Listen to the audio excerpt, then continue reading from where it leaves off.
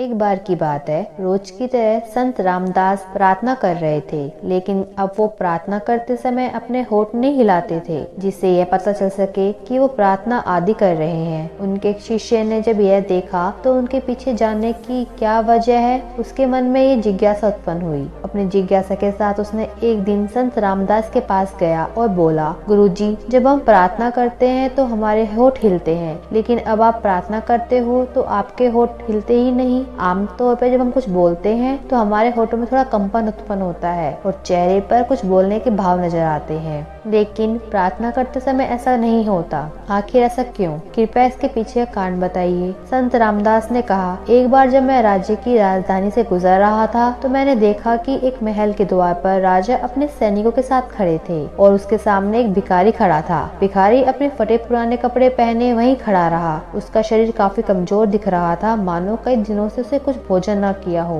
शरीर भूख के मारे सूखकर कांटे की तरह हो गया था। ऐसा लग रहा था कि वो किसी भी पल नीचे गिर सकता है। उसके पूरे शरीर में कमजोरी के अलावा सिर्फ उसकी आंखें थी जो उम्मीद से चमक रही थी। तभी राजन उसके पास गए और पूछा, तुम्हें क्या चाहिए? भिखारी ने अपनी कमजोर आवाज में जवाब दिया, राजन, मुझे क्षमा करें, मैं आपसे एक बात कहना चाहता हूँ। मैं इतनी देर से इस हाल में आपके द्वार पर सहायता की आस में खड़ा था, मगर आपने मुझे देखा तक नहीं और आपने देखकर भी यह नहीं समझा कि मुझे क्या चाहिए। अगर मेरी हालत देखकर आप नहीं समझ पा रहे हैं तो मुझे नहीं लगता कि मुझे कुछ बताने की आवश्यकता है, और आखिर बताने के लिए बचा ही क्या है। राजन, आप मेरी हालत को देखिए, मेरा अस्तित्व ही आपको पुकार पुकार कर सहायता की भीख मांग रहा है। उसकी बात सुनकर पहले तो राजा थोड़ा गुस्से में आ गए, लेकिन भिखारी की बातों को समझने के बाद राजा ने उनकी गहराई को समझा और अपने सैनिकों को आदेश दिया कि उस भिखारी के लिए खाने का और साफ सुथरे कपड़ों की व्यवस्था की जाए।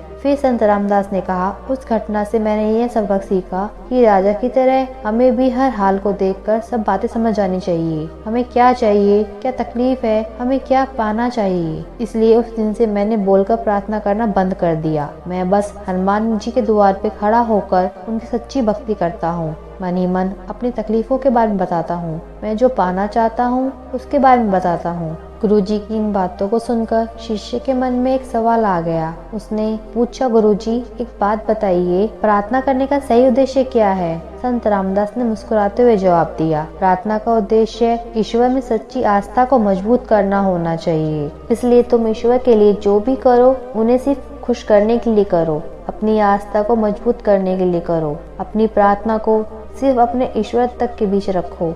अगर तुम्हारी आस्था सच्ची होगी तो ईश्वर तुम्हारी प्रार्थना को जरूर पूरा करेंगे, और अगर आस्था में कमी होगी तो तेज तेज चिल्लाने से भी तुम्हारी प्रार्थना स्वीकार नहीं होगी, नहीं उस प्रार्थना को कोई फायदा होगा। तो दोस्तों, ये थी आज की कहानी। अगर आपको मेरी कहानी अच्छी लगे तो प्लीज़ लाइक एंड सब्सक्राइब जरूर कीजिएगा, सपोर्ट कीजिएगा।